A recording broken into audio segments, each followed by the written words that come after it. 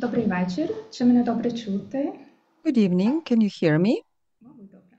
Гаразд. Рада вітати вас I'm сьогодні в happy to Центрі welcome you музею at історії. this event in the Ми Center for будемо Urban History. переглядати одну з Today we колекцій, will які be зараз зберігаються в watching and архіві. scrutinizing Я one of the запропонувала collections that we have in у possession in вашу our роботу media archive. підготуватися And we звернення will до have a great колекції і opportunity to повідомляти про talk to the ті owners of теми, this які вона collection and дозволяє talk about проєктувати. topics Зараз that я рада actualize вітати this тих, хто collection. сьогодні Now I'm буде happy to присутній і welcome our заходити на guests екрані. who you Це see in the наші screen. гості. These are our Кейс guests. Тазелар, який є Kees музикантом Tazelaar, та who is a власне людиною, яка musician, розпочала professional musician, організацію educator, and проекту he was engaged перегляду. in digitalizing the Також collection we are Маріанна about to Декер. view. Marianne Мама якої Dekker, знаходиться в whose Україні, і mother was власне її born in колекція Ukraine, and це her матеріал, collection довкола якого is зосереджується the material експозиція. that we І are going також to з нами use in Ірина today's Склокіна, event. яка є Irina моєю Sklokina, колегою, who is my історикинею, colleague, дослідницею у Центрі міської historian, a історії. researcher І in the Center for Ірина Urban допоможе History. розкрити Irina will be деякі з тих helping us питань, які to пов'язані з talk подорожами about some у of the things that are 60-70-х related to the роках у trips Радянський back in the Союз з 60s and інших країн. 70s to the Soviet Union А мене звати from other Анастасія countries. Холявка, And і я my name is керівництвом Anastasia Holyavka. I архіву am була the залучена до manager of опрацювання тих колекцій, про які um, сьогодні згадаю, і, зокрема, до колекції Urban Media Маріанни Декер. Archive project, and Для I was початку engaged я in запропоную ознайомитися digitalization of some з of the collections, кількома including the колекціями, collection які of ми Marianne опрацювали Dekker. в First of рамках all, I'd like програми to talk повернення і about some дослідження of the європейської. collections that we have Потім я digitalized попрошу as поділитися part своїм of досвідом, своїми homing спогадами collection. Then Маріанну I і would разом invite Marianne to обсудити talk about цей her досвід у цифрування experience. цих And also, we матеріалів. will be talking about the І cases також of потім попрошу digitalization of Ірину those прокоментувати, materials. поділитися And then Irina will про comment таке краще and розуміння того provide us a періоду і better загалом insight того, про що ми будемо of the говорити, власне, period and what історію we з are Радянським going to talk Союзом. about, the trips to І the потім у нас буде, United, звичайно, to час the для Soviet коментарів Union. із Forgive me. тез і And then we питань, will які ви have time потім, for будь comments, ласка, questions, піднімайте їх і etc. готуйте на сам кінець. So please Отже, для початку remember поділюся about your questions. We презентацією. will address them at the very end. First, let me share the presentation.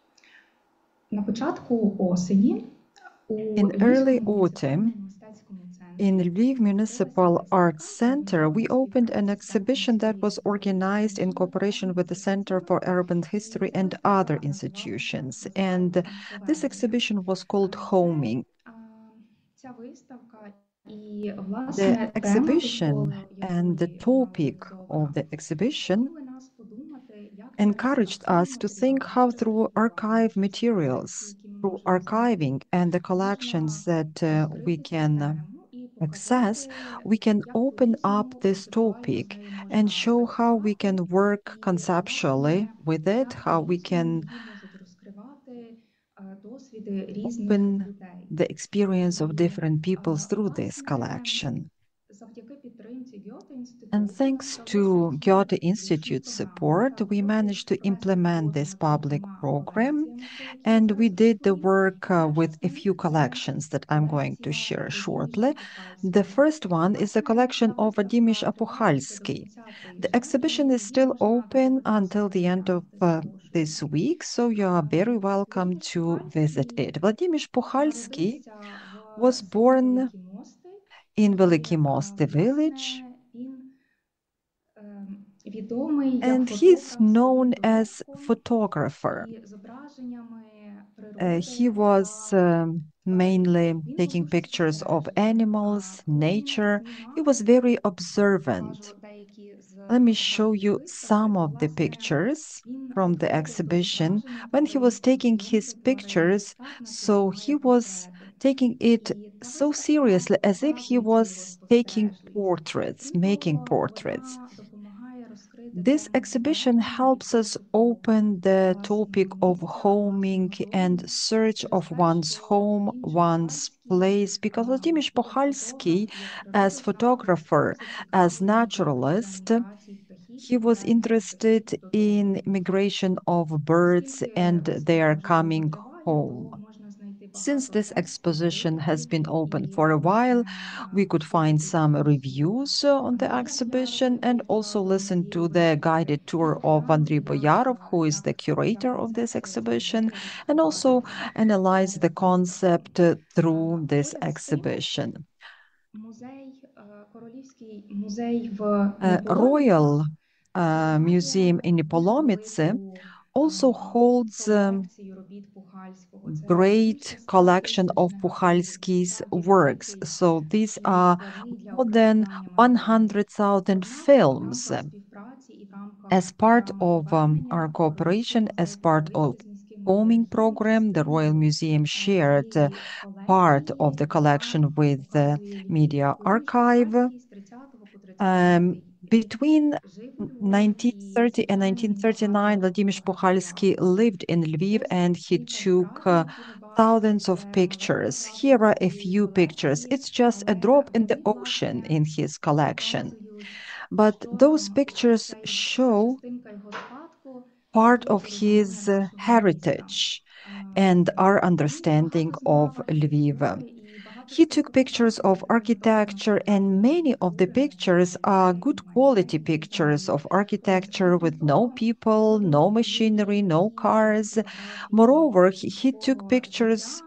of які, власне, urban everyday допомагають нам life десь краще зрозуміти that місто help us тоді. understand our city Крім того, better back in 1930s and є фотографії, які late показують, як 30s. навіть у місті Moreover, він there are знаходить pictures природу. how he could Це find фотографії високого замку, nature Софійського even парку і in досить city багато environment. інших. So these are the pictures from І High Castle, також, from the elevated можливо, не spot. є дуже типовими для його Maybe these доробку, але pictures are вони not very typical допомагають in зрозуміти, his як він шукав collection, композицію, як but він they are працював з helping світлом, to яка understand ще us how he was working with фотографії light, how he was looking доопрацьовані for колегою Роксоланою plots. These Головатою. pictures were Вже у processed by my заході colleague можна буде Lena переглянути на Holovata, сайті міського and музею. tomorrow you will be able to look at them in Крім the archive цього, of Urban Владимир Media Пухальський Archive. експериментував з Vladimir Puchalski фотографією, also experimented with шукати pictures. He was типові looking for композиції, і interesting на цій колекції теж можна atypical побачити багато compositions. таких At this зображень. collection, you can see some of Ось і his зараз findings. ця колекція, незважаючи на те, що вона Now, знаходиться this в Польщі, collection, це regardless the відома fact that it речі, is in але Nikolomice in символічно Poland in the Royal вплинула Museum, на but середовище, symbolically яке it було, made its і way як можливість home as a працювати з digital ними, copy, і as a possibility to work with звичайно it. вона буде And of доступна course, будь-кому, it хто will є be з available міста, to хто those хоче who просто are побачити місто doing the як research of воно було our в city 30-ті history and those who роки. want to see what our Дійсно, city was Владимир like знаходив back приємно in і early and late розглядати 30s. цю So you are колекцію. very welcome to Інша come and enjoy the колекція collection. роздрукована Another під collection час that we have processed and digitalized during this program called матеріали Homing. Степана Дмуховського. These are the materials Він, of Stepan Dmokhovsky. власне, якийсь час жив у Львові, але його He біографія lived in пов'язана з Lviv різними for місцями some саме. time, but his Зараз biography is related його to many альбоми, places. 5 Now, his фотоальбомів із albums, there are коментарями 5 of газетних them, and there редакцій is another окремо album with зберігаються. bits and Вони pieces from зберігаються newspapers в because he collected Українському newspaper музеї articles. архіву в They are stored Києві. in Однак Cleveland в in рамках Ukrainian співпраці з цим Archive музеєм Museum. і з центром As part of історії the ми cooperation with отримали this цифрові museum, the копії цих альбомів, і The Center for власне Urban можна History попрацювати, received the оглянути copy of і those доступні albums. серед We нас could process them, теж тепер digitalize найбільш them, and make them актуальні. Степан accessible through Дмуховський our не був website. Another професійним symbolic фотографом, homing. Stepan але Dmokhovsky was not a він professional захоплювався photographer, фотографією, but he і was це keen зумовило on нас photography, and з'єднати. Наш his спогад passion періоду for юнацтва photography і since he важливого was a young впродовж man всього життя. accompanied him Власне, throughout his під life. час Другої світової During the війни Second він World тікав з War, Львова, he і в got 50-х роках evacuated, he left Lviv, Європи and in the емігрував у 50s from Сполучені Europe, Штати, he саме цей immigrated to the альбом там і United States. опинився. And this is how these Зараз albums ми landed опрацьовували there. ці альбоми, Now, маємо when we більше were 20 processing those дослідів, albums, we які found a lot of історії про interesting Львівщину стаються загадкою. stories about Lviv, Як Stry, and українське other маленьке small містечко towns that місцеве. used to Ось be under і Polish досить багате Empire. фото, And in order to багата show тематика тих альбомів, how хоча rich розглянути this окремі фотографії the topics are, and we have selected a few pictures. For example, Stepan Dmokhovsky took his own picture. Maybe it was taken by someone else, and there is a signature. And also, there is a house where he was born and even the date of his birth. However, he was born in 1875, according to other sources. That's an interesting discrepancy. There is another picture that he signed, one of my earliest pictures made in 1897. It's not very typical relative to other pictures of his. It looks like maybe a training composition, a training uh, attempt.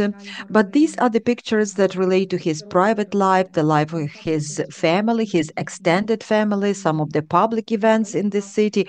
For example, here is his professional practice. He was a dentist and he had his own practice, not only in Lviv, but also in Peremyshel.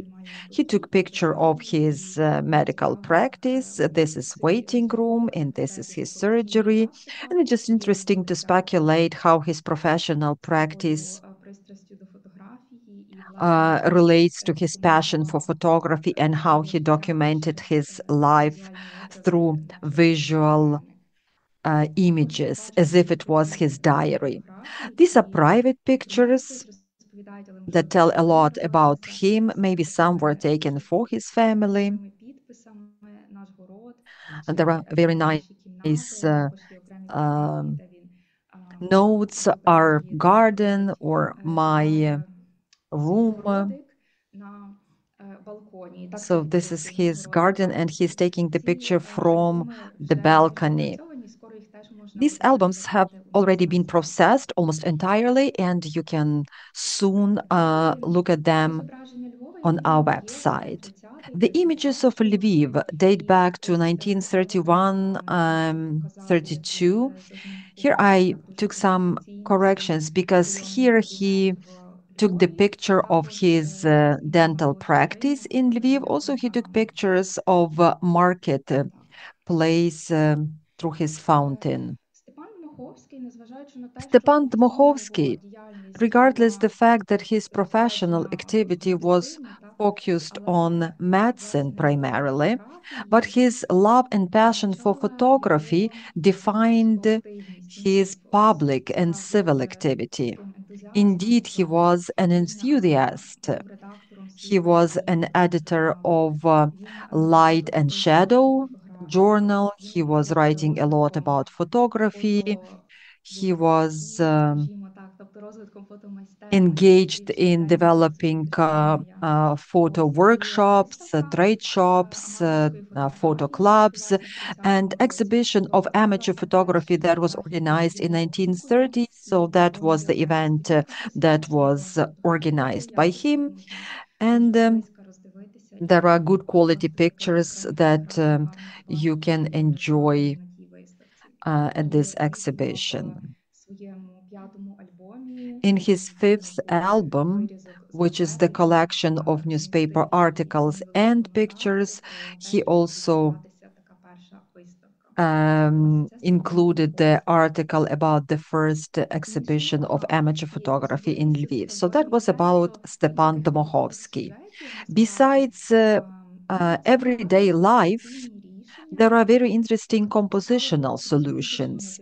And it would be interesting to understand how typical they were for photographers, whether that was his own creative techniques, because we see that there are some pictures that are glued on top of other pictures.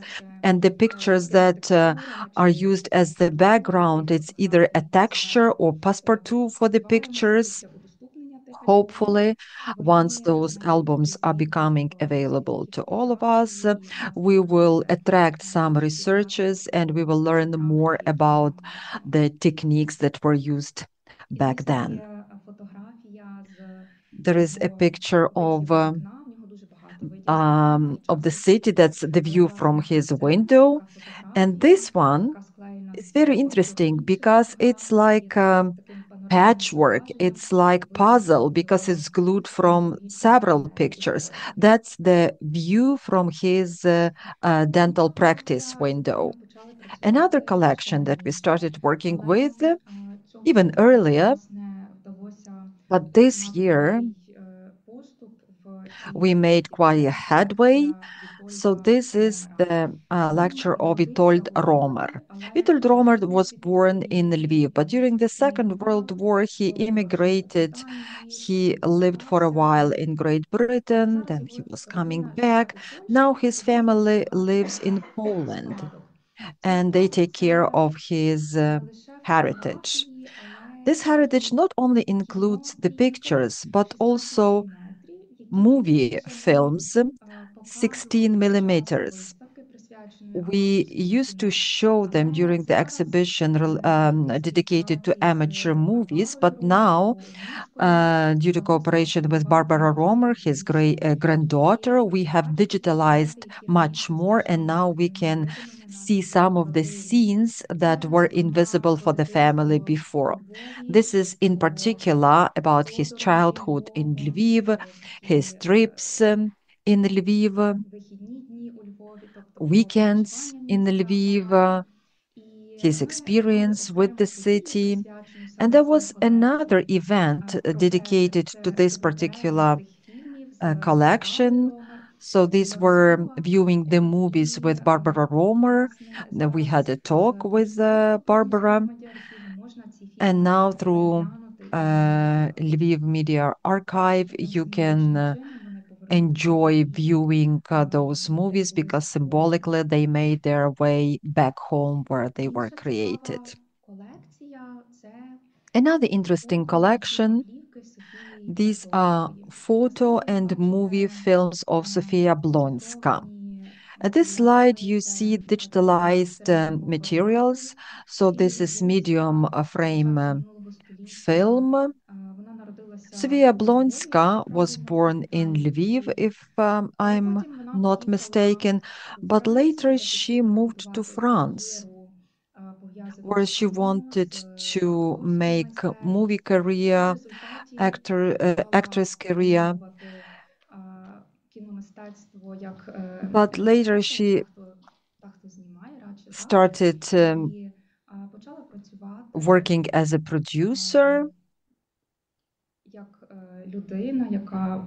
Мандрує та подорожує і знімає She сюжети was на the person замовлення who was для різних компаній. І, власне, traveling під and час making продюсера different scenes for залишилися different її родинні companies, filming матеріали, different які вона scenes for збирала different на companies. And зазначену this частину she Канада, kept as зберігаючи part це of her в collection. фотоплівки. І, So власне, these are ці кілька movies кадрів and це these are photo frames, матеріали з photo таких її films, подорожей. and these are Зараз some її of справи the зберігаються scenes у from her Франції, у trips. її Now онуки her Наталі Оден, але collection після is початку in повномасштабної France. Наталі сама Natalie Oden, взяла her granddaughter, таку ініціативу і is the почала holder of збирати the фотографічні collection. And матеріали, since the beginning of the опрацьовувати full-scale invasion, Natalie різними came up with the ресурсами. initiative so that we І, can власне, ми маємо digitalize таку this програму, collection and де make ми it працювали accessible to над тим, щоб вони the були audience. So now we представлені have a тут chance to digitalize онлайн it and доступні і звернені для put them роботи. online so that І, people can enjoy власне, them. серед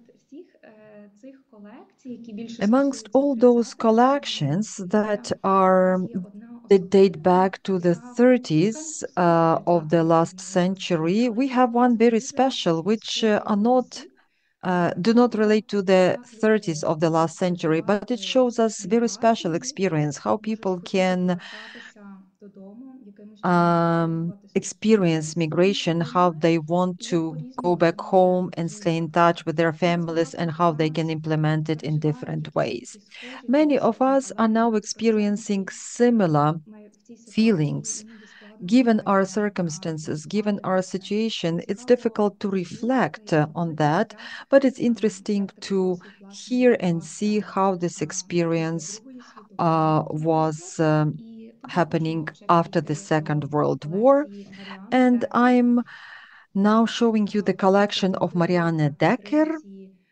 Анни Хвиль, яка теж зняла thanks to дуже support присутня. of Це Anne Hwyl, композиторка, who is the музикиня українська, composer, яка навчалася за кордоном, an artist from Ukraine, but she she studied in the Netherlands, and this is where she met Kees and Marianne. She told them about the Center for Urban History and Urban Media Archive, and that our goal is to make media archives available to the public, draw people's attention to private collections, how such collections teach us to better understand the history.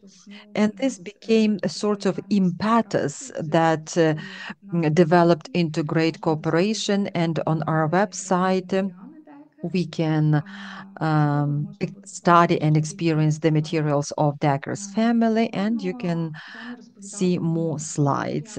I'm not going to steal the thunder, and I'm not going to relate Mariana's story.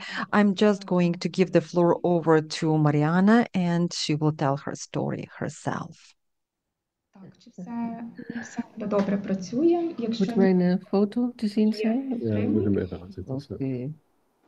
Так, і зараз, Маріанна, Jou, Now, Mariana, якщо ви готові, if you are ready, то я I'm ready. oh nee. дякую. Я Well, good запрошую. Thank you. evening, everybody. This was already a very interesting part of the Louis collection, of your center's collection.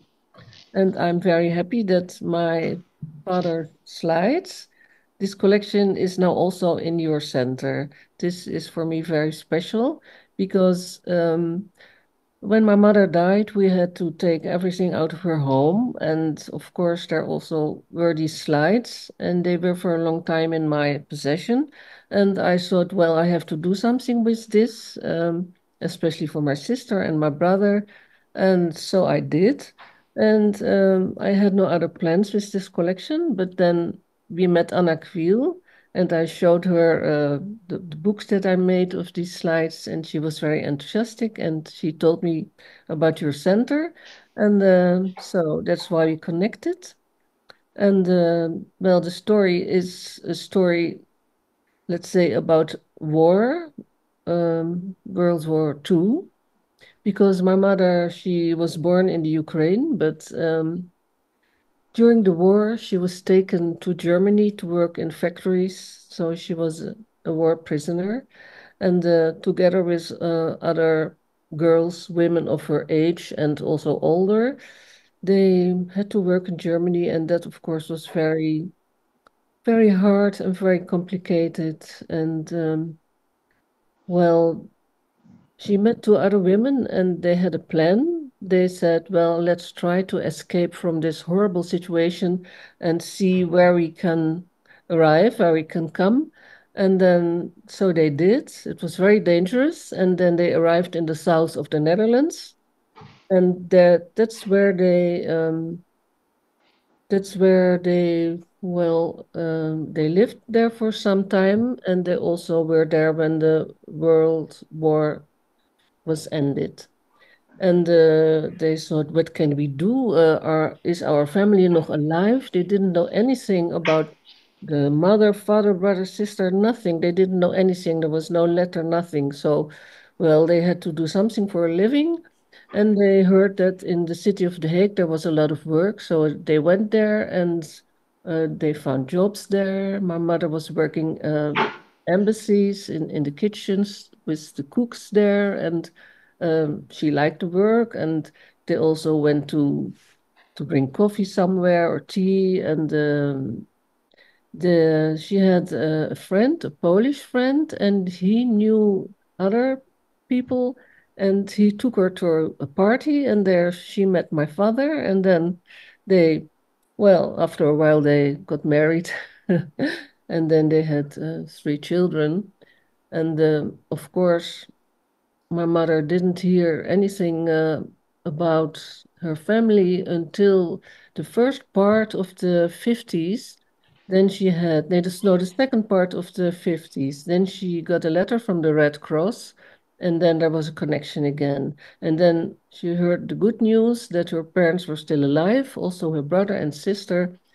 And then they started to write letters and send some pictures and telling about what happened during wartime and after that. And of course, they wanted to see each other again because it was very difficult to have they didn't saw each other for such a long time. So they thought, how can we do that? Of course, it was very difficult because there was the Iron Curtain and it was not so easy to travel. And also because in those days, if the women that were in the Netherlands want to go back to their home, it was dangerous for them because in the time of Stalin, they maybe could be seen as people who were traitors, deserting their country. Of course, this was not the fact because they were taken prisoner to work in Germany, but this also was a danger. But after some years, in the beginning of the 60s, there was a possibility to travel to Torez. That was the city where my grandparents lived. And of course, it was also very difficult to go there. It was mentally very far away from our home because of the Iron Curtain. And the people in the Netherlands thought, well, oh, this is such a dangerous trip. Will you ever come back if you go behind the Iron Curtain? That was the idea here in the Netherlands. And even the head of my school said, oh, you're going behind the Iron Curtain. Will you ever come back? And of course, we were young and we thought, well, why will we not come back? Of course, we will come back. So our first trip there was in 1963. And my sister, brother, and I, my father, we didn't know what we could expect. We never saw these people, just some pictures. And by train you went, huh? Yeah, we went all the way by train. It was a very long trip. And then after 2 days, I guess, we arrived at the station. I think it was or Donetsk or Torez. And then we got out of the train and we saw a large group of people. And it was so amazing, so incredible. Of course, for my mother, but also for my father, for my sister, for myself, for my brother. And we were children and we said to each other, oh, who is this person? Who is that person? We didn't know anything. But after a while, of course, we knew this is our grandmother, grandfather, and so on. So we met them for the first time and it was fantastic. These moments you will never forget. And they were so happy. And then we went to the house of my grandmother and my aunt, and they had a very nice garden and small houses. My grandfather was a carpenter, and they built their houses themselves, of course, with other people. But for us, it was very interesting because we were living in a small flat in the Netherlands with 5 persons, very small, and then we came in this garden and houses and a lot of space. And they had a garden with their vegetables and their fruits, trees, and potatoes, and so on. So, yes, chickens. And for us, this was very exciting because we are children of the city of The Hague, and we came in a completely other world. And because Torres was quite small, we were a little bit famous there because we were this family from the West, and some people thought that we were capitalists, and that was, of course, not at all the case. We were just a normal family. My father was working for 5 persons, a family of 5, and we always had to save money to make these big trips to the Ukraine. But we had fantastic days there, and for us, it was very exciting, but it was also the case that we couldn't travel freely to other parts of the country. When we arrived after a few days, we had to go to the militia and to tell them that we were there and who we are, where we are going, and how long we will stay, and so on. So we were not completely free. And I guess that also in the Netherlands, because we went behind the Iron Curtain, they thought that we were communists, and I guess that also in the Netherlands they found out where we went and what we did and so on. Not that we were dangerous for the Netherlands, but it was in those days, yeah, the Iron Curtain was something completely dangerous. Let's say that. And well, so we went not every year, but a lot of times we went there, and my grandmother was always cooking for us very much. It was always eating and drinking, and family came, and we went together all to the Sea of Azov for picnics and so on. So we had had a very nice time there, and of course, my mother was very happy that she was back home. Let's say home for her, but also her home was in the Netherlands now because we were living there, and well, she stayed in the Netherlands until she died. So that's in short our story.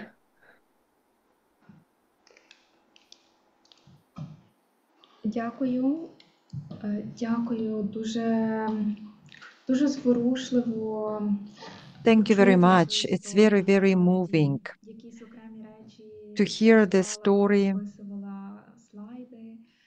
When I was describing your slides, so I read some of the episodes, but this experience is indeed unique, Для тих, хто чує іншим таким досвідом. especially unique for those who hear this experience for the first time. Now, I would love to ask Irina to talk about this period of the 60s and 70s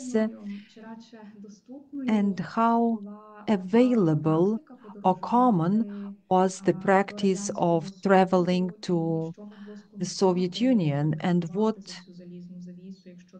actually motivated people to travel behind the Iron Curtain, especially if you had to go through numerous hurdles, bureaucratic, political. What were the other reasons that motivated people to go and see their family? Дуже дякую за цю можливість долучитися і дуже вдячна Marianne Thank you very за much for the те, possibility що to вона join поділилася і this ці event, and thank you, Marianne, for sharing думки, your memories and до sharing є this дійсно collection. From my дуже цікавим viewpoint, історичним джерелом, яке it's very дозволяє interesting говорити також і source про of дуже history великі because it такі allows фактично us to talk глобальні about процеси історичні global historical ХХ століття. processes Дійсно, ця in the історія є 20th дуже century. цікава індивідуально, This але story також is дуже indeed very показова. interesting on Я би individual level, сказала. but it's also very Я би demonstrative. почала з цієї I would історії love to про start from примусову the працю у story Німеччині. about І це дійсно mandatory work in для Germany, нашої території forced України work in Germany, or такий forced надзвичайно employment, forced важливий jobs in досвід. Germany. Один із For дуже Ukraine, it's великих very досвідів important experience примусової because праці, this forced дуже labor, масового forced процесу work, міграції у and 20 столітті. mass migration І, in the власне, 20th century is цих very interesting примусових period. працівників, And these набагато частіше forced працівниць, laborers, but oftentimes these were female laborers. These were girls and young women. These people were taken from the Soviet Union, 2,400,000 people. It's a colossal number, and they were very young at the beginning of the Second World War. And that was a very important factor because the Nazi government, Nazi authorities, they wanted to involve those young people, mostly female, so that they worked for Reich. This process started in 1942, and there were a lot of young people taken from Donbas region. They were working in factories. So it made real economic sense because the Third Reich, who was trying to support the economics that was already collapsing, I believe that Ukrainians can draw parallels with the contemporary situation. деякі імперії намагаються because втримати some себе і empires are trying to survive, to use different economic mobilization measures in order to support the military machine, the military murder machine. Donbass was a reservoir of the labor force. These were people who were relatively educated. They finished primary school, sometimes middle school, and that was very important. Of course, these working conditions at factories were very hard, poor nutrition, the work was really exhausting, and this strategy of escape and looking for jobs in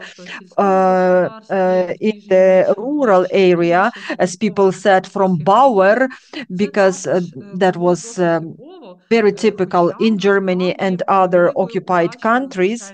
That was very, very typical. These people were trying to escape. Some escaped successfully, but some were punished and they were sent to concentration camps, because if you escaped, and the consequences could be quite serious, because that was a challenge, political, ideological challenge. And I believe that Marianne's mother probably spoke foreign languages. Maybe she was a charismatic person. Maybe she had some special knowledge and skills that helped her. Ну, насправді, якщо навіть порівнювати And I з долею believe that if you скажімо, тих, compare хто потрапив у the концентраційні lives табори of або those people ці who ended up військовополонені in радянські, то concentration так, camps дуже or багато, prisoners дуже of багато з них war загинуло, from але Soviet частина Union, із there were a уже lot у of them, a 41-му lot of them році також died, but some who використовувались у survived in 1941, so важкій they were also промисловості used в Німеччині. in І, скажімо, heavy для них industry, heavy втекти industrial було набагато facilities in важче. Germany. Тобто For them, їхнє an escape поступлення was до much, much охорони, harder, контролю за ними було because набагато there більшим, was security тоді як у guards, промисловості and дійсно це it було was доволі десь more тяжче, і difficult. дійсно це вражаюче, що And вона, власне, it's змогла really impressive втекти that your mother і managed to перебувати escape до кінця війни уже в більш and таких until the сприятливих для end of себе the war, умовах. she was in more Натомість для favorable мене є conditions. частково, можливо, такою цікавою історичною загадкою, A також яким mystery чином that вдалося remains unsolved уникнути for me уже is повернення до how Радянського Союзу. Тому she що managed радянська влада to мала таку escape загальну the дуже return to the чітку Soviet думку Union, про те, because що Soviets всі had very вивезені harsh policy. громадяни з All people території who Радянського Союзу, were taken в from тому the числі Soviet із Union, земель, які були including the анексовані і territories об'єднані that were тільки у annexed 1939 in році, 1939 році, які and встигли зовсім 1940, коротко побути в Радянському those who Союзі, тим не менше, managed to так live як in the ці Soviet Union території for a very сприймались short як time, because these власне territories радянська територія, were і seen as держава Soviet вимагала territories. обов'язкового And повернення Soviet всіх government повністю demanded людей, that навіть тих, everybody, хто but everybody ніколи returns не back жив to у Soviet складі Union, Радянського even Союзу, наприклад, if ті, people хто ще в never lived in 39-му Soviet році Union. For example, they managed to escape in були на 1939, нацистський бік, і після and поділу they ended up Польщі, at the Nazis' territory але тим after не the менше division of лише на Poland. основі факту Anyway, їхнього народження, десь based там у on the Львові, fact that they were Тернополі born in так Lviv, далі, Ternopil, or їх other Радянський places, Союз також Soviet Union вимагав їхнього demanded повернення. that they Більше того, get back вимагав home. навіть повернення, Moreover, скажімо, they як ми demanded, знаємо, as we військових know, колаборантів, that military які виїхали collaborators also ще had to go після, back home. власне, жовтневого Those who перевороту.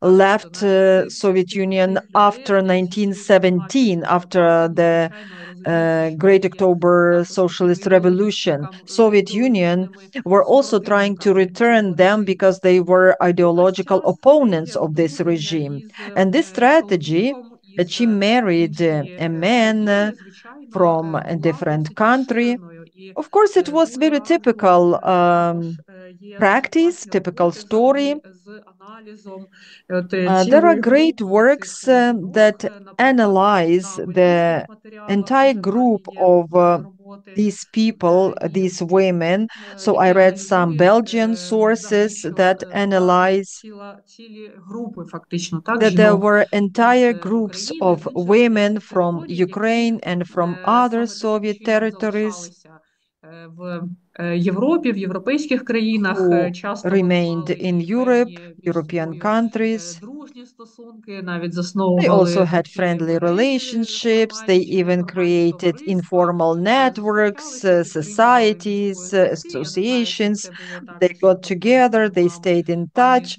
I'm not Маріанни і sure if колег, як Marianne's це mother also was досліджується. Це part of досить such community, цікаво. such networking Ну і, community, but there is власне, a separate тим, research кому вдалося dedicated to that, and залишитися в it's very Європі, interesting. And це those who також managed часто to була stay in стратегія Europe, зміни ідентичності. Люди могли oftentimes мати there was also якийсь the strategy фальшивий of a документ свій change тут. of identity. Наприклад, вони Sometimes доказували, people що would ця force людина their походить із, documents. наприклад, Sometimes they Західної would say that this країни. І person ті, was хто змогли born in the здобути вже Western до Ukraine. 46-47 And року в if you Європі, manage to до stay in тих Europe вже until ставлення було набагато більш 1946-47, сприятливим then the з боку attitude was західних more країн. Вони favorable вже не from видавали їх Western примусово і countries. насильницьки They did not send them радянським back військовим для forcefully to Soviet репатріації, тому Union. що They did йдуть not give them холодним to the війною. hands Це of тоді the Soviet століття, яка military for сформулювалася, вона repatriation because there was the Cold War, насправді була there не was тільки таким Iron нативним Curtain, чинником, and it was який not only the розділяв negative Європу, factor формував чи that негативні divided the стереотипи, Europe але into two фактично для parts частини and людей це formed було negative порятунком. stereotypes, but for Вони part of the не people, it позбулися was a Радянського salvation Союзу, вони because they залишилися там, managed змогли to переконатися, escape що the це return to Soviet Union. небезпечно, They також і remained in західні Europe because they колишні convinced союзники them that it was dangerous for радянського them to радянської go back. держави уже не And some of the вводити такої allies такої of Soviet Union did not примусової exercise еміграції. the policy of І, forceful власне, repatriation of those 60-70-ті people дійсно back to the величезний USSR. злам у The 60s and політиці. 70s, that Зокрема, was в період the 70-х change років in the уже policy, проведені especially програмою репатріації, the коли 70s. два важкі We вартуючі договори remember стали набагато більш the активними, period is і called discharge. було The two проголошено таку camps політику that were in такої opposition більшої свободи, exercised відкритості very і спроба hostile дуже policy, активна but there Радянського was Союзу also the attempt from the популяризувати саме Soviet Union такий to позитивний образ popularize their структурну positive дипломатію image через through ну, cultural різного роду diplomacy, балет, through виставки, ballet, картини, through музейні exhibitions, експонати, pictures, можливість museum представити exhibits, в тому the числі possibility там to ансамбль Вірського, там і хор імені present Вірьовки в Virsky західних ensemble, країнах, в тому числі Verevka серед choir діаспори. in І Western от, countries, власне, especially ця where the діаспора local починає communities lived. And сприйматися these як не Ukrainian як communities зрадники, які abroad were втекли і seen not залишились as там в Західній traitors Європі, а who навпаки, як escaped from величезний their ресурс motherland and для remained in the Western пропаганди Europe, but that Радянського was Союзу, rather a пропаганди resource for propaganda of боротьби за Soviet мир, Union, for the пропагувати propaganda that we are існування fighting for систем peace, that we і are for peaceful такої м'якої coexistence of the дипломатії. systems, and that was Але the way також for soft було і друге diplomacy. велике міркування, Also, there яке was the second сприяло school of відкриттю thought Радянського Союзу для, that в тому числі, міжнародного туризму, contributed to opening якого Soviet Union було for постійним international tourism. браком твердої валюти There у was the Радянському lack Союзі. of І foreign запрошення currency іноземних in туристів Soviet Union, and створення різного foreign роду tourists who were сервісів, coming to the ну і, Soviet звичайно, Union, сама ця агенція they were Torez bringing і кілька the інших currency, and they were менших агенцій, які provided займалися different організованим services. туризмом, There were services like in формальним tourist, туризмом для international tourists. приїзду So there were іноземців до some Радянського agencies Союзу. that were Це все helping було, звичайно, the foreigners залучення upon their arrival to донорів, Soviet Union with були their постійно documents. And потрібні also в the економіці hidden Радянського Союзу. agenda Це was to важливе attract dollars заходи, that were needed допомагало for the economy перекладати of the Soviet Union because іноземні Soviet Union economy і was suffering тому from lack of foreign currency, which я was думаю, що це solid. дійсно дуже That's таке why I цікаве, believe показове, that it's наскільки very interesting and very змінилася demonstrative how підхід до цих the людей, і тим approaches більше те, що to вони and не attitude to боялися these people їхати, changed, and the fact це that they з їхнього overcame боку також fear була така and велика зміна came. свідомості. That was also Дійсно, for them час a Сталіна shift of багато their хто взагалі consciousness. підтримував зв'язки.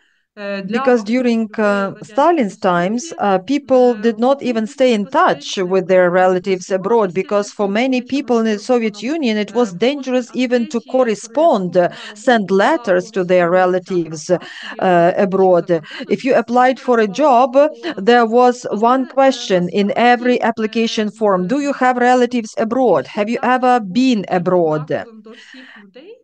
But the Якщо, approaches наприклад, were different towards йшлося про different people. іммігрантів, For які example, if we are були, talking about наприклад, migrants, якими якимись культурними діячами, елітою, who were cultural activists, cultural elite, who were very open about anti-Soviet attitudes and views, either being in immigration or during the occupation. Of course, the relations with such people were dangerous for families who remained in Soviet Union.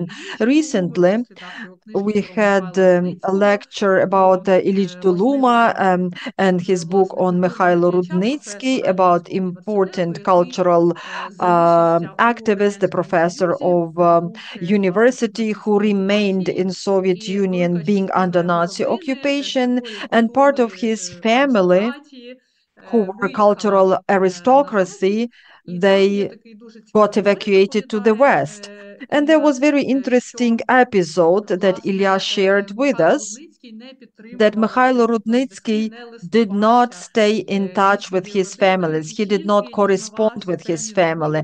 He only got the news about his family from a distant relative who lived in Kharkiv,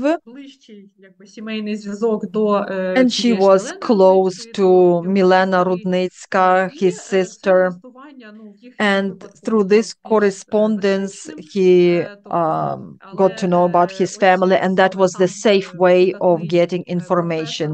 But this renowned professor, Mikhailo Rudnitsky, he did not take the risk, and he stayed away from his family abroad because it was seen as ideological and political stance. But if you're not a professor, if you're not cultural political figure, if you're not a public figure, that case communication could be seen as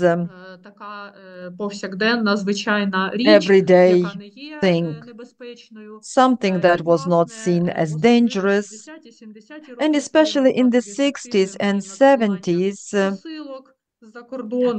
it was a typical practice that relatives from abroad were sending parcels, letters, pictures to Soviet Union.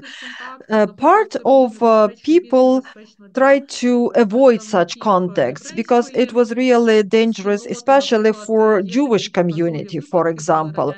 There were some cases that Soviet propaganda blamed families from the United States or Israel who were corresponding with their relatives who were Jewish and who lived in Soviet Union, so that they inclined them for immigration, but that cast shadow on the reputation of the Soviet Union, and official propaganda was trying to use these letters, and they said, aha, you get this letter because this is propaganda. This is family picture.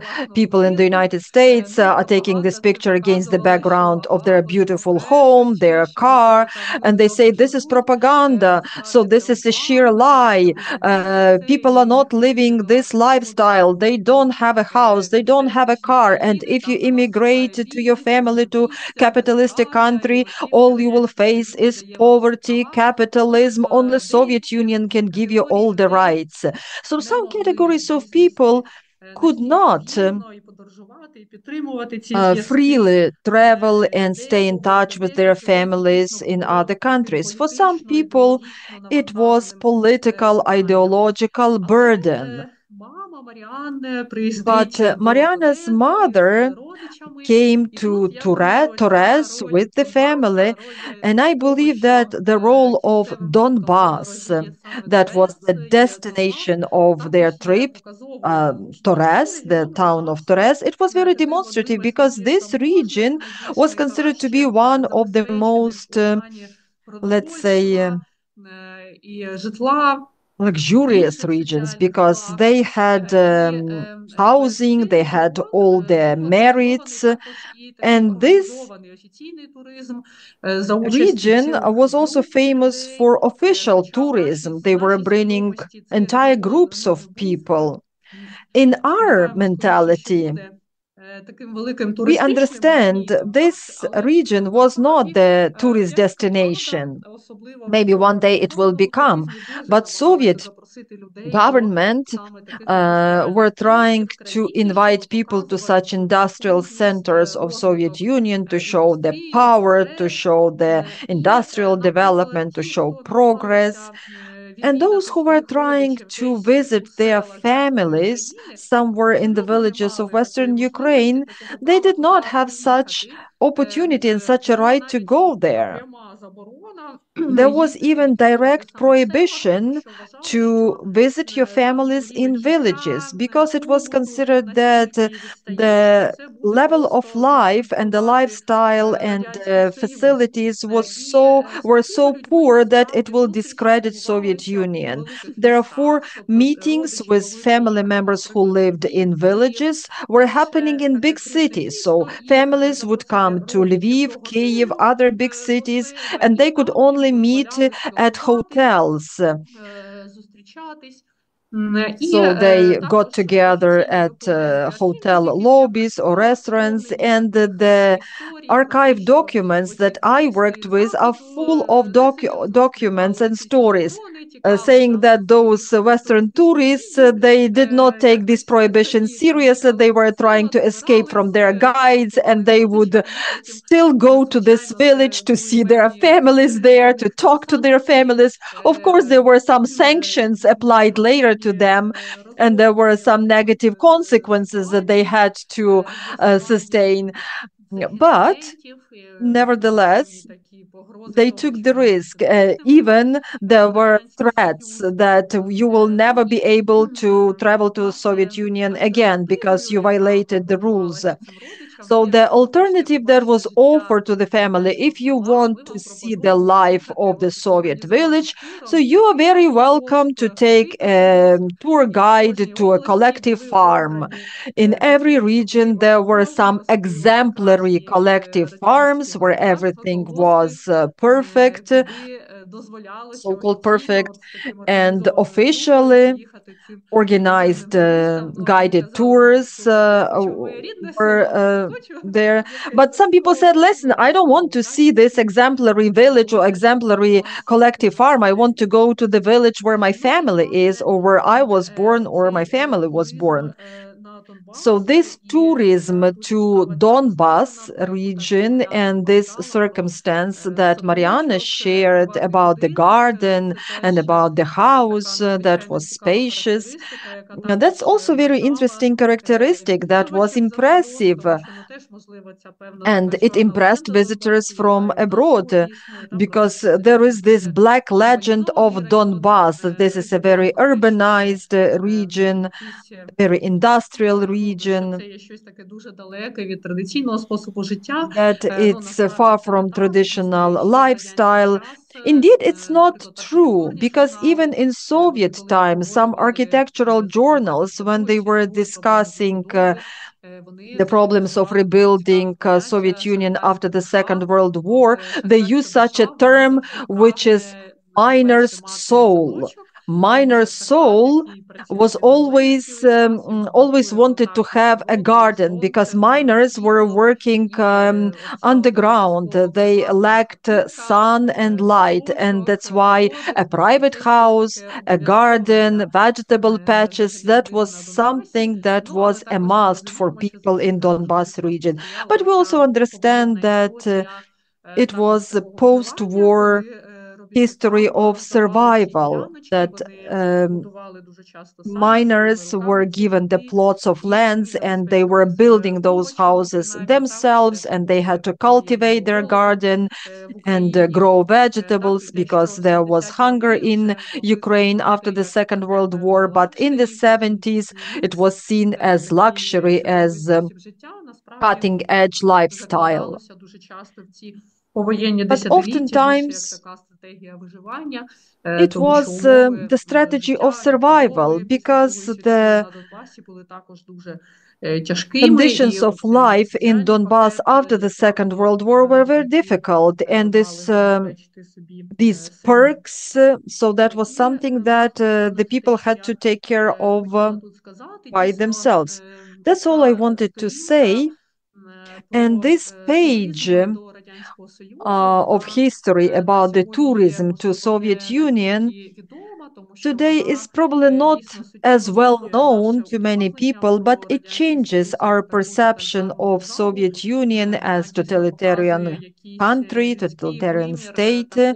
It shows some human dimension of people's diplomacy, that the borders of Soviet Union were more transparent than we thought they were. And people who stayed in touch, people who met, it was something that was very important, and it enabled to create spaces of unofficial, uncontrolled communication in Soviet Union. And it was something that was not anti-Soviet. It was not in opposition to the system. So these were the aspects of everyday domestic communication, which were outside ideological dimensions.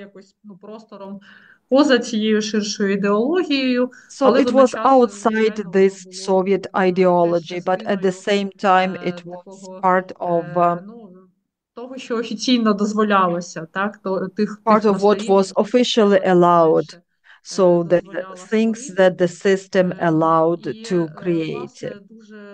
Дуже вдячні ще раз за те, I'm що grateful to you поділилася цими that you have shared the pictures with us. I'm positive that these images will become an independent source for research, not only the illustration of certain processes, but it will be very, very valuable source.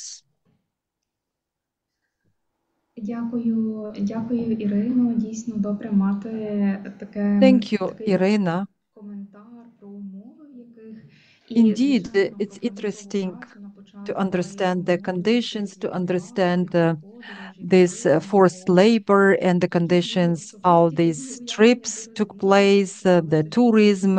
So you managed to dismantle some of the myths and help me better understand that that was the mission that was accomplishable, and about these people's diplomacy through personal contacts.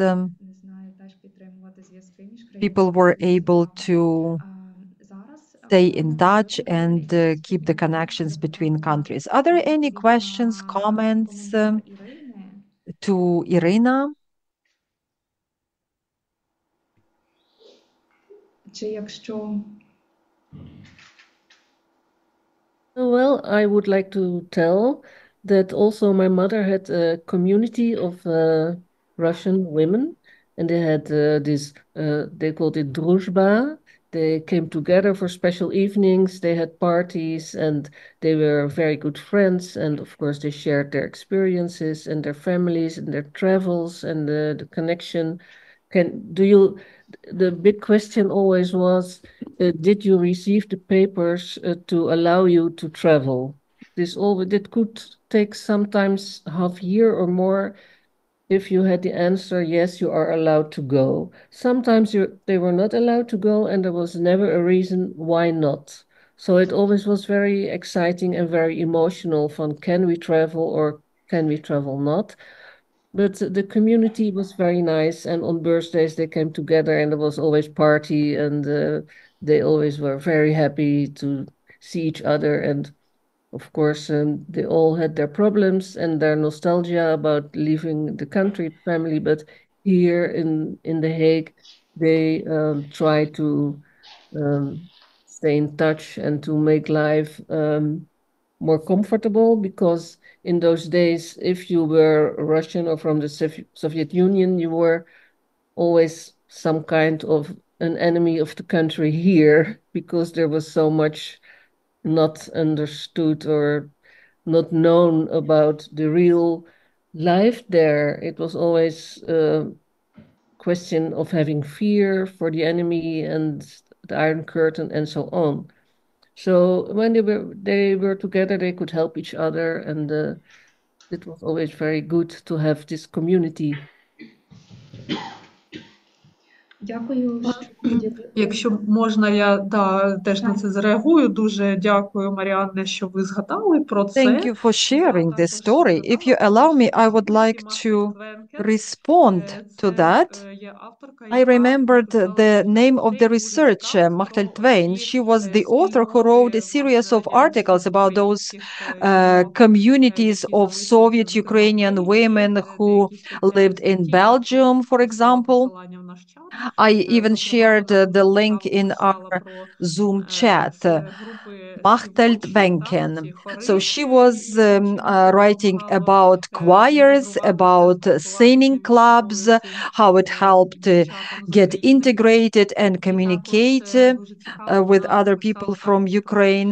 And this woman also wrote about women who didn't have children because of their experience in concentration camps, because they were through traumatic experience during the Second World War, and how being part of the community of friends who had children, so they helped them exchange children, sort of. They were involving them to upbringing process, and that was the way to overcome trauma. So that was another interesting aspect of those micro communities, micro worlds.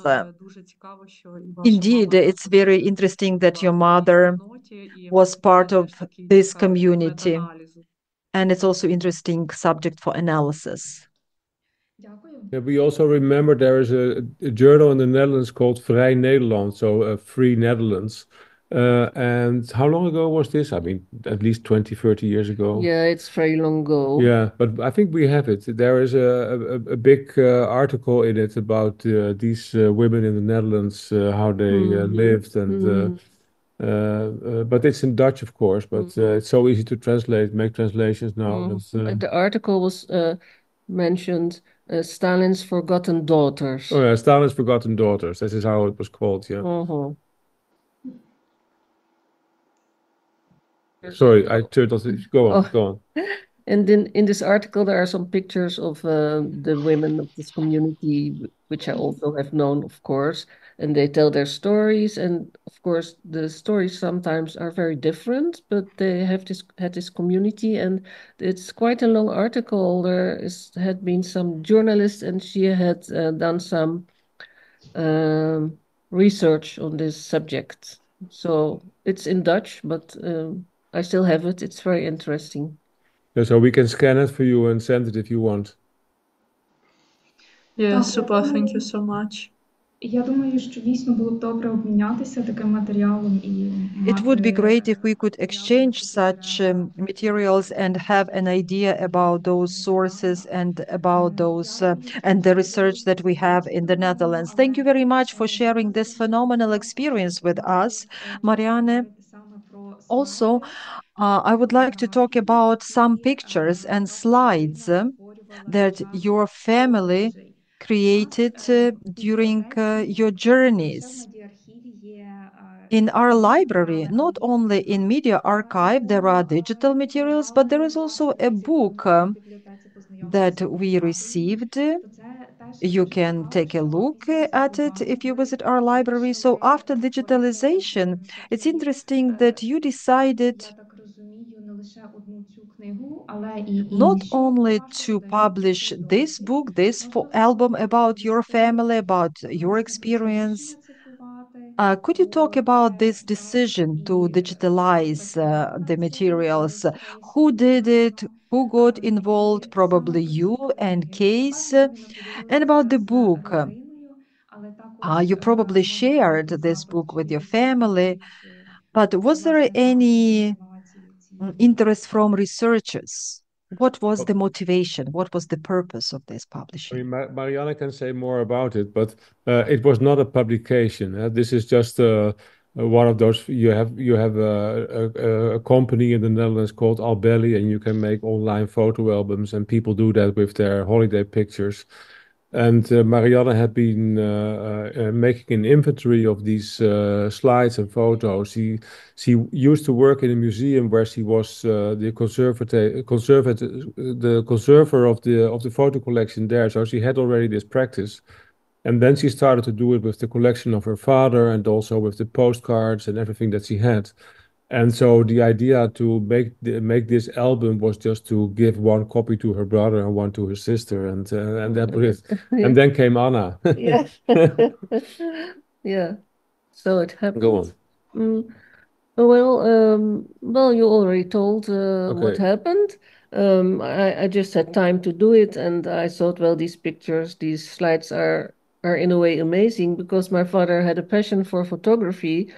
He also worked in a shop with cameras and so on, and he always took two cameras and took the time to make these pictures. And at home he loved very much to show our neighbors, our friends, how life really was there, because they had such strange ideas about how life was, and he always wanted to show, well, these are people and we had very good time there, and you can see this, and we went there and we went there and they were so nice to us and we were so welcome, and that's also was very important for my father to a little bit give an impression of the real life there.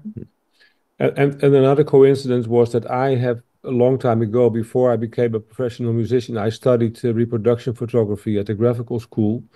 And I have always kept a passion for photography, and I have professional equipment to make scans of slides. So all the equipment that Marianne needed to do this work was already in our house, and I could help her with that and explain her how the technical procedures were and so on.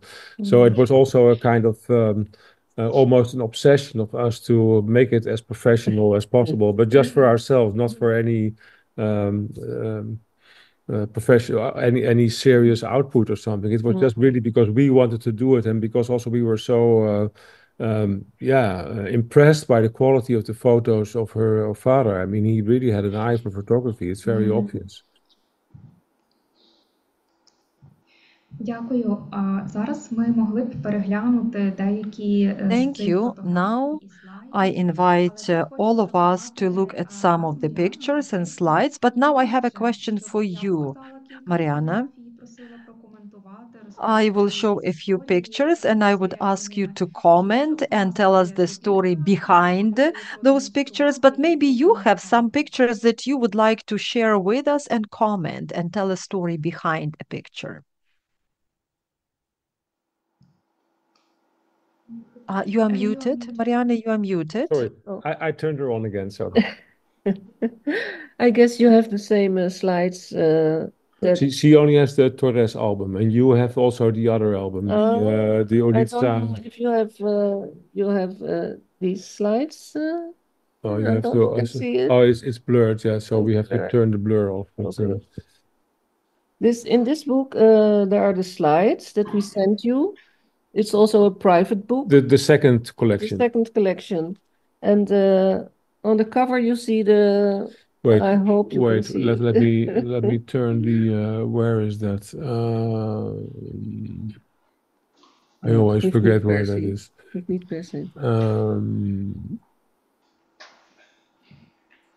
Yeah, we wanted to turn the blur of the screen off so that you can see it better, but maybe that takes too much time now. No, this is not for this moment. Oh, wait, here. Yeah, now you can show it. These are the two houses in the street of my grandmother and of my aunt. And in this book you have the slides. So maybe if you show the slides, I can give some comment. Well, I can show them. I have them here. Or Kees can show them. It's what you like, what you prefer. But then you would have to share my screen. Dat zou het maar doen.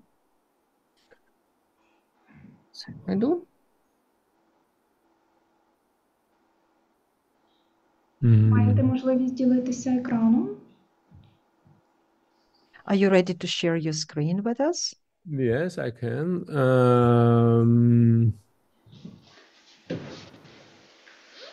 Had er toch wel een uit het boek al, die eerste al getoond. Oh, sorry. I will have to quit Zoom for a second and then open it again because I had to give my computer permission to share the screen. 1 second.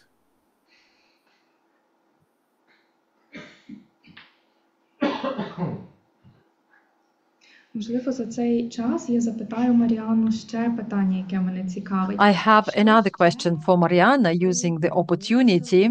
з цих подорожей в радянську Україну? Можливо, були ще What якісь else чи сувеніри? Чи did you bring home from Soviet Union?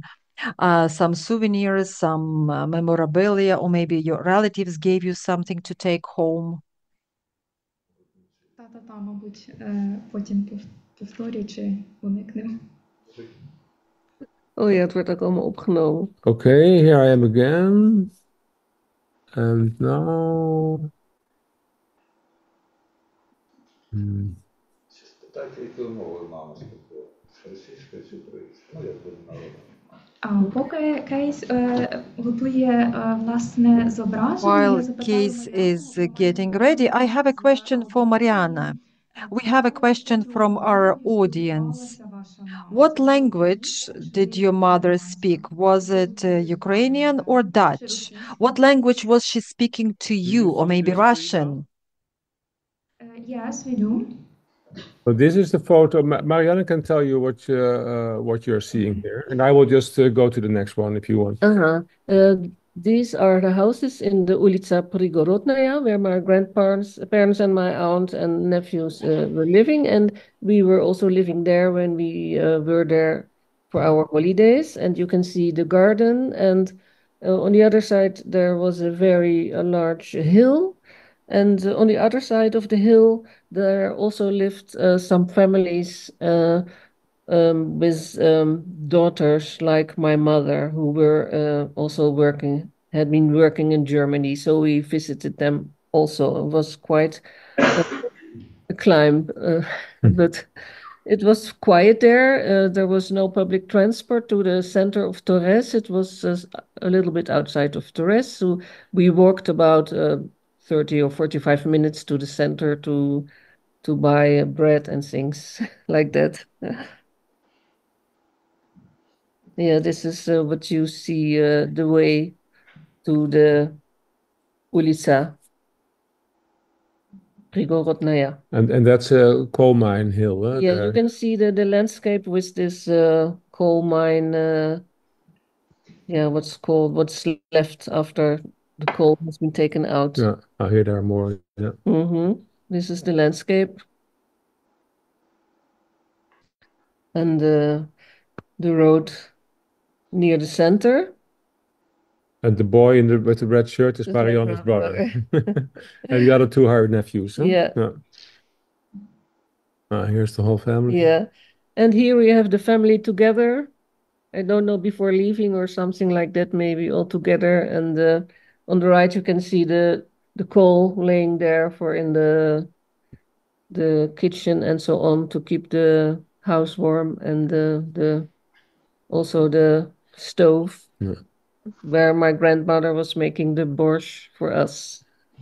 And the man with the dark hat is your grandfather, huh? Yeah. And then Marianne is standing next to him. Yeah. And then their sister with the yellow shirt. And then on the right, her brother Jura and her mother. Yeah. So, yeah, it's just an impression of going downtown. Yeah, and here it's just outside the garden. We were sitting there, and we knew the boys and girls from the street, and they always were interested in us, and we had friends there. It was very nice. Yeah, and here we're sitting for the house of my grandmother. Well, it was a real nice house. There was place for us. But the photos are I mean, I look also not only at the subject, but also really at the composition of the photos, and I find them very beautiful. Yeah, the garden, it was very hot in summer, sometimes 40 degrees, and the garden needed water, of course. And this is where, this is beautiful. Yeah. This is in the kitchen outside in the garden. same. My grandfather was a carpenter, and here you can see that he was missing some parts of his hand. It was an accident. Some fingers he was missing. Yeah.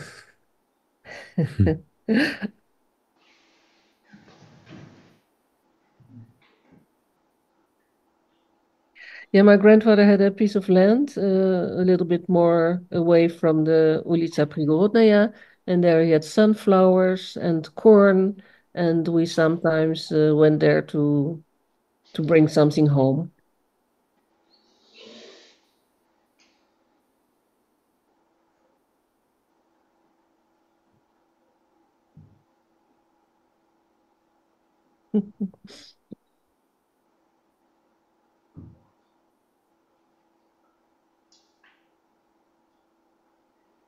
This is a view of a Torez.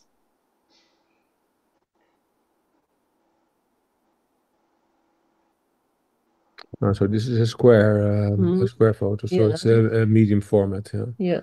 Or maybe 4.5 by 4.5. I think this is done with this 4 centimeter by 4 centimeters. This is from this Yashica box camera. I guess so. Yeah. This also. Yeah. Mhm. Because here you and your sister are much younger. You see in the Mhm. previous photos. Yeah. So this is maybe from the first trip from 63. Yes. Yeah. This also. Yeah. Mhm. Yes, you know that, of course, you have this in summer, this kind of machines where you can have water or limonade.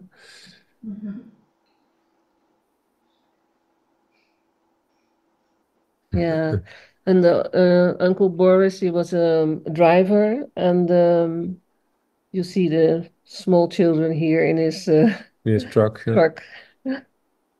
Yeah, this photo is beautiful. Well, typically landscape. Yeah, this is in the middle our neighbor with left his wife and their grandson, and at the right my mother. Oh yeah, this is interesting. Near the kitchen we had a kind of bath place, a wooden small house where you could take a shower, and it was very nice. On top you see something where you can put in water, and then you could have a shower in there. We liked this very much. With cold water. No, it was a little bit warm because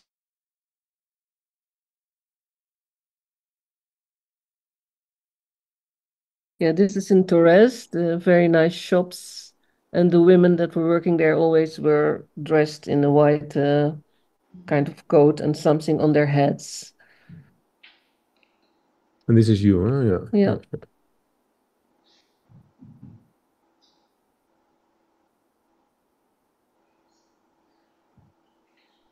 Yeah, there was some events. I don't exactly know what was going on there, but we went there.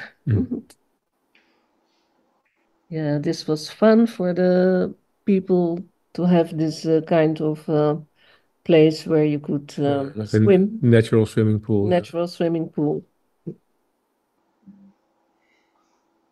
Yes, these people, it's not family, but they had a party, and my father loved to make pictures of this happy event.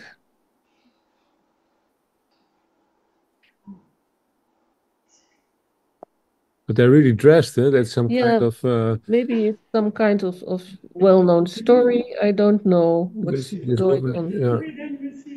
It should be a wedding. Yeah, should be a Wedding. wedding. Okay. Так, з аудиторії теж коментують, що це, напевно, другий день весілля. We have a comment from the audience. It probably is the second day of the wedding.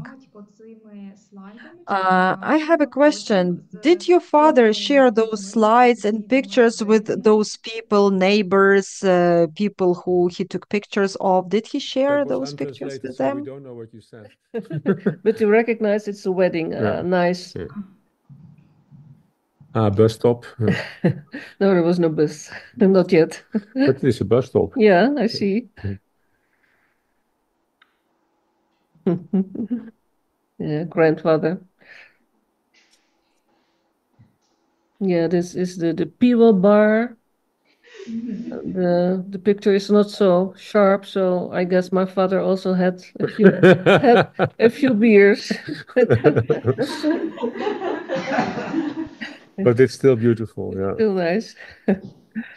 This is Marianne in the Yeah, sidecar of the yeah. We were motor. visiting a kolkhoz. Kolkhoz.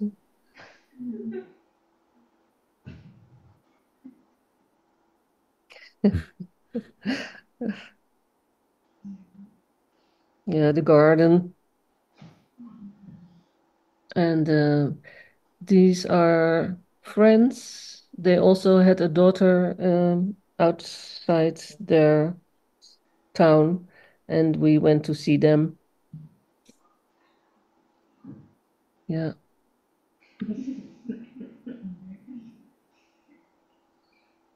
Oh yeah, this I find beautiful. Yes. This open market. This open market, this is Shakhtorsk. Shakhtorsk.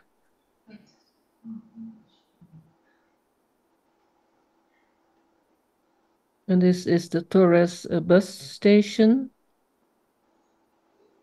in the center. Same.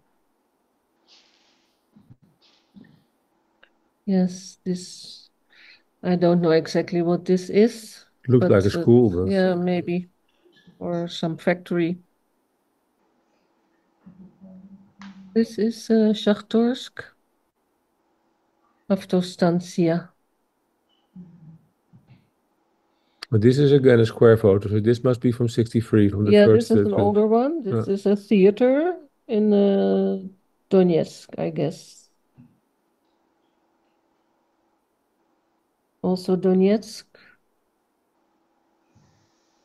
Yeah, with these photos, it was more difficult to make digital versions of them because they don't fit in our scanner. I mean, not in the slide scanner. So we put them on a light box, and then with a camera above the light box, we took high resolution photos of them. And also, they had the colors are very have fainted, so they were almost completely red. But in the program that we use in Photoshop, we were able to retrieve some of the original colors at least, but they still look a little bit faint. But that also gives a certain charm to them, I would say. Mm-hmm.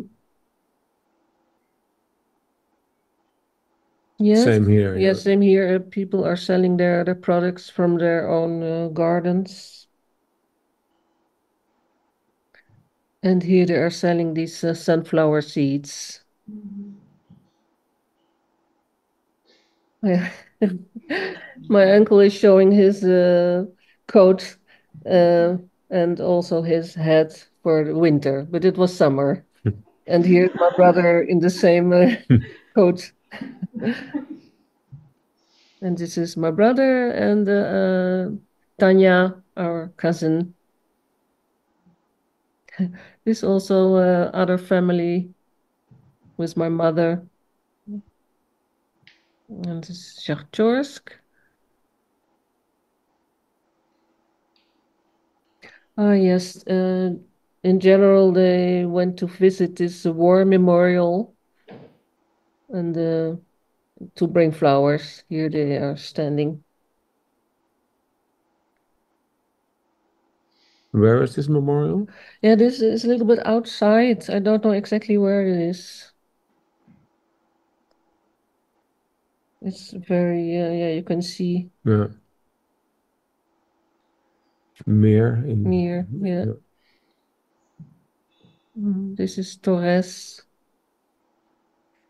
They always were cleaning the street. Sorry, yeah. They were cleaning the streets with water in summer to keep it clean. It was a very nice. I don't know how it is now. It's hard to think about it how it's now there, but in those days it was a very lovely small town, very green, and yeah, I heard someone say that it was a little bit French style, small city, very nice.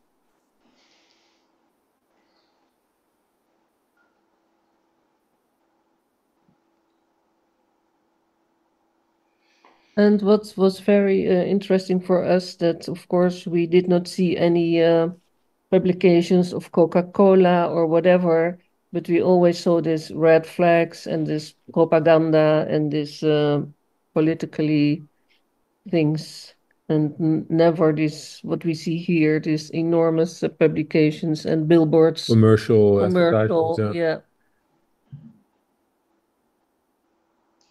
trolley buses. Yeah, statue of a miner. Oh yeah, statue of a miner. Yeah. Oh. Yeah, bus station. You don't know where this was, huh? Not exactly, but it's not Torez. No. Anyway, it may be Shakhtarsk or Donetsk, I don't know. Zij moet me even zeggen of ze genoeg hebben gezien, hè? Yeah, because we can go on forever with this, huh? So you have to stop us. It depends of your time, if you can show more. Дякую. Дуже цікаво і дивитися, і слухати. We are very grateful to you. It's very interesting to look at this experience and hear your experience. We invite the audience to ask questions. I will have to jump in. Kees, can you, in case you don't hear English channel, you can like choose it again at the bottom okay. of the panel. That's good. Because Good to you know. were like logged out and then logged in. Okay. Wat vroeg ze?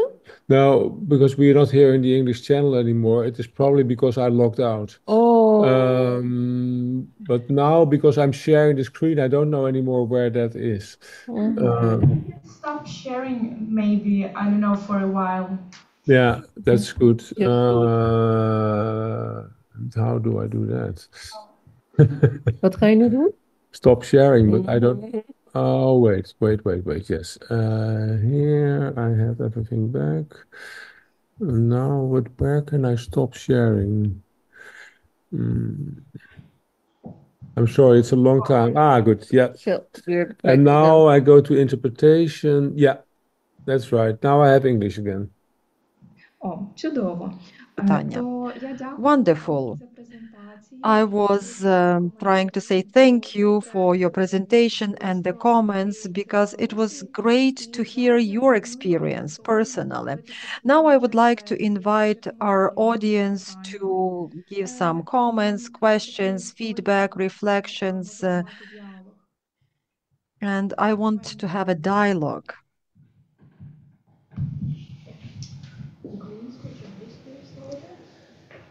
Я хотіла запитатись, де батько, where your father get all of those film roles? It was in USSR or somewhere else, and how it was possible to, transit all of this without any questions about propaganda. Wat was de vraag? If the film roles that he used were bought here or in the Soviet Union? My father bought the films here because he was working in a shop where he could buy them. But he also was always interested in what he could buy in the Ukraine because it was not expensive at all, and the cameras and the paper for pictures and so on, they were quite good. But in general, he brought his things from the Netherlands. But I remember that he tried to tell my cousins how to develop and how to make pictures and so on. But I don't know if they did something with it later. But and the other question was if there was never if he was always allowed to make photos, if there weren't any restrictions. No, in general, he could manage to do that. I can't remember that somebody told him that it was forbidden. No, I don't know. Maybe people were just curious about what he was doing, but no, there were no great problems in those days. But maybe he didn't look like a spy or something, or I don't know. Okay, thank you.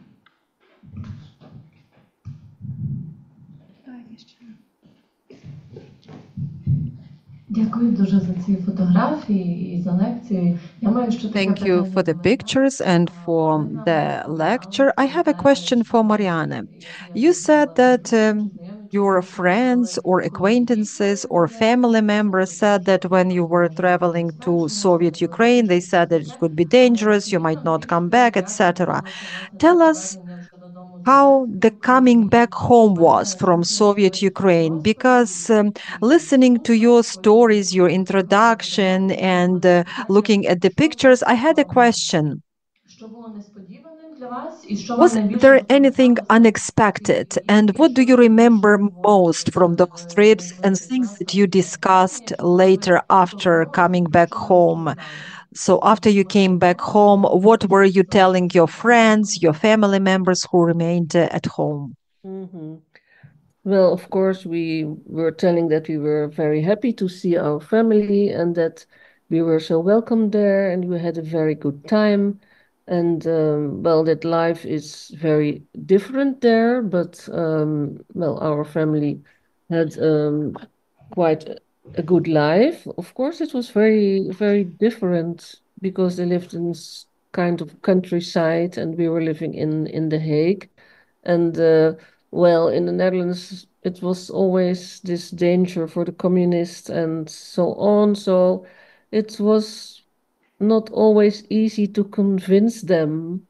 It was not that we were telling propaganda for the Ukraine, but they also had their own thoughts from this is a very unusual family, and well, most of them were just interested. They wanted to know, to see the slides and come for a special evening where my parents could tell. And well, they understood that we had a great time there, but of course there was also the Cold War and Russia, the enemy of the Soviet Union, it was always a part of the story, of course. Yes, and you were a special family also because no, you didn't have a car, Yeah, and you were not going on regular holidays because you were always saving money for the next trip yeah, to Soviet Ukraine and so yeah. on. So it was Yeah, other families went to Italy maybe or to France, and we never went there because we always had to save our money to see our family. But for the children, it was no problem at all. We were just flexible and we had a great time. And if people didn't want to understand that, okay, then I couldn't do anything about it. Just try to convince them. But if they didn't want to listen, well, then. And I mean, I know that Jura's friends, for instance, Hilko, he was really intrigued by the whole situation, and he Yes, of course we were special because of this. On the other hand, yeah, we were special in Ukraine and also here in the Netherlands also. Well, let's not say special, let's say it was very unusual Yeah. that the family traveled so far. It was mentally so far because that's what Anna also said. If you go to Kiev, it's the same distance as, for instance, going to Lisbon, but they had no idea then. The We had no perception idea is then. very Yeah, different. the perception it was very, very different. Дякую. Можливо, в аудиторії ще є запитання. Ось тут Thank є. you. Any other questions from the audience? Доброго вечора, не знаю, який ось там час. Good evening, or whatever time of the day it is. I have a question. What language you spoke back then, and what language you spoke in Torez? How did you communicate with the locals? And what language did the locals speak, Russian or Ukrainian? And do you understand the language of your mother? Well, we didn't speak Ukraine nor Russian. Of course, my mother, she could speak both, and my grandmother and grandfather too. But at school, of course, the language at school of my mother, the language was Russian. And we tried to speak Russian. We learned a few words, of course, the daily things and so on. And of course, later on, it was for me, it was a pity that we didn't learn Russian or Ukraine when we were young. But my mother told me when I started to speak to you when you were small, you started to cry and said, I don't understand you. And then in those days of the Cold War, then my mother said, okay, then we speak Dutch. But she herself always had a very strong accent. Yes, Yeah. and it was an accent. It was a mixture of German and Russian because she had learned German when she was in Germany, and her German accent. She still kept using some German words instead of Dutch words. So it was A mix. I remember coming to their house in the beginning as a friend of Marianne's brother, and I really had to get used to the way that her mother spoke because at first I didn't understand anything, and then gradually I started to tune in and understand better what she was saying, and later I was completely used to it. But it was a very special kind of Dutch mixture of different things, and yeah, but she managed, you know, she was a very special woman. She was always talking to everyone, accent or no accent. It was for her, it was not a problem. And well, my cousins and some spoke a little bit English, but that was not really much. So as children, you get along anyway, so no problem. Дякую дуже, що поділилися цими неймовірними фото. Я маю питання стосовно циркуляції цих фотографій. I have the question about sharing these pictures and circulation. I would like to know, how did you communicate with your family in Ukraine? Did you send these pictures to them? Did you bring them? So, does your family have these pictures in their photo albums? Did they share any pictures with you that they had? Yes, in the beginning, in the 50s and in the 60s, my family sent some pictures to our family. So they came from Ukraine, and you can see them in this Torez book. I have some old pictures, not so many, from my mother's family before we met them for the first time. So these are old pictures, older pictures. And my father, of course, he had copies of the most important pictures, and we brought them, or sometimes we were sending them. So they also will have a few pictures, but my grandparents, of course, they don't live anymore. My aunt and uncle, they don't live anymore, and the cousins and had their own lives. And after that, my mother died. We lost already contact a longer time ago. So at the moment, I have no contact with family members in Ukraine.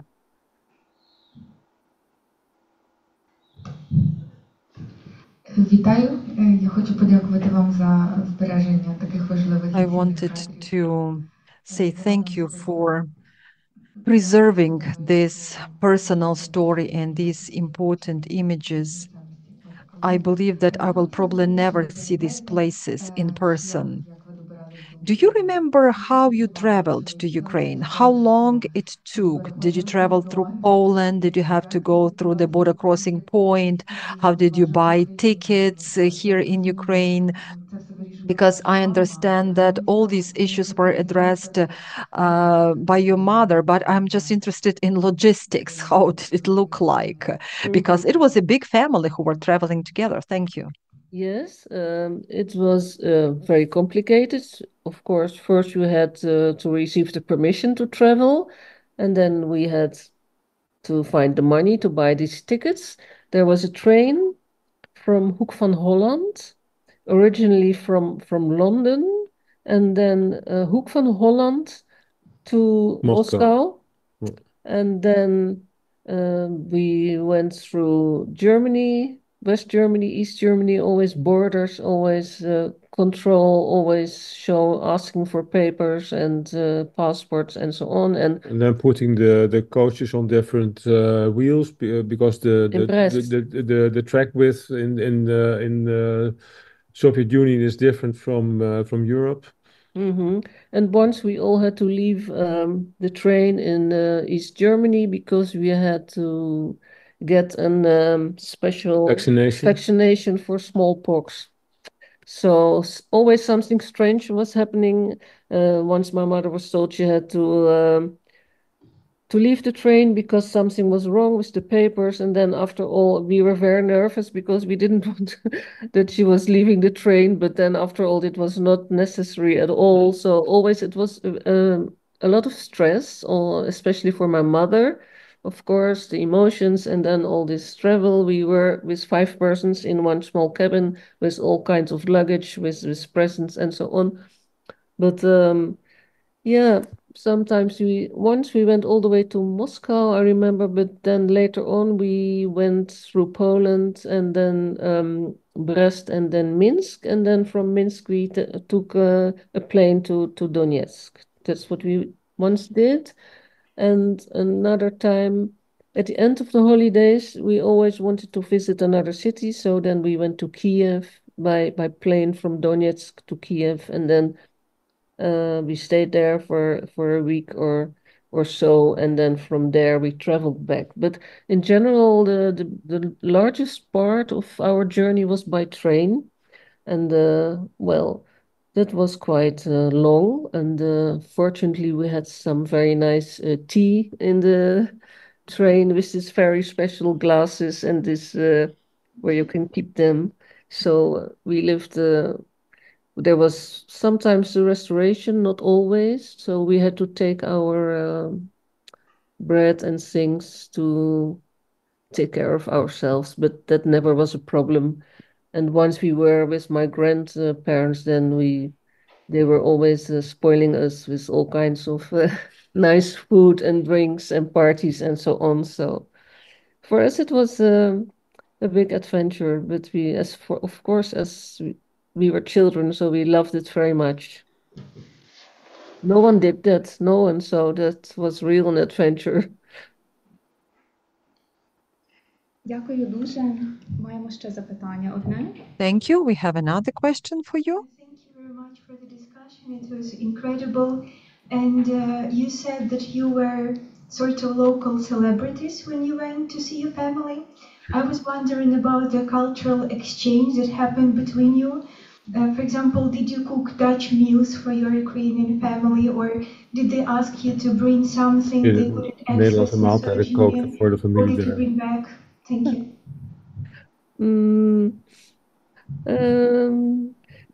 No, we didn't. I don't remember that my mother was cooking there. My grandmother was almost all the day long sitting in the kitchen in the garden and making this very nice piroshki and things like that for us. And when we went away to the center or for shopping, and when we came home, there always was plenty of very nice food for us. And no, my mother didn't cook there. Also, we didn't do that.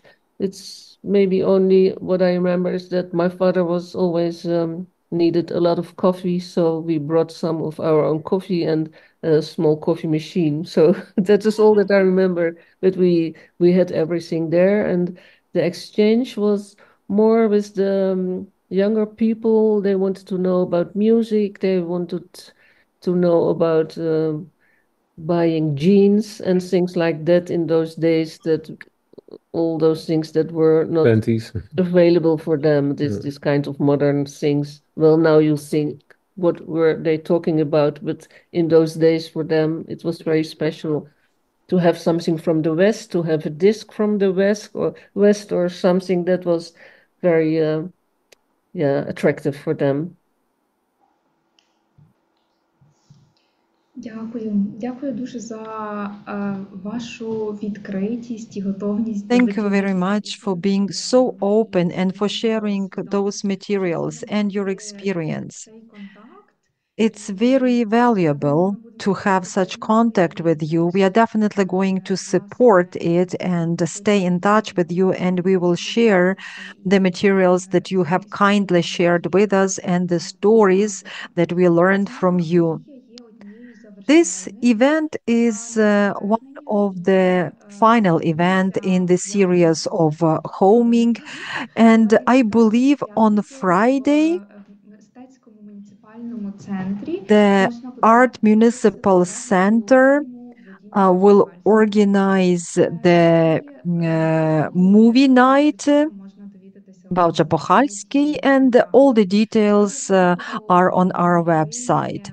I'm grateful to Irina, to Kees, to Marianne for participation, and for the audience who were so involved in this story. Please follow our events on our website. Thank you very much. Thank you, everybody. Well, thank you very, very much. Yes, we also want to thank you, and I can say on behalf of Marianne that, I mean, she has been doing all that work, and then suddenly there was this connection through Anna and your archive, and it was such a reward for all the efforts that she made. That there suddenly there is this, this fantastic place to treasure these to share this work. It is really very, very nice for us. Very valuable. Thank you very much. Так, дякую. Я ще лише підкреслю, що моя колега добре зауважила. Thank you. My colleague made a very good point that many of us will probably never see Torez again. And unfortunately, we didn't visit it before when it was still under the control of Ukrainian government. But now we have a chance to see this experience and enrich our own experience. Thank you very much. So we are going to say goodbye, and until we meet again. Bye-bye. Bye-bye. Bye, Anna.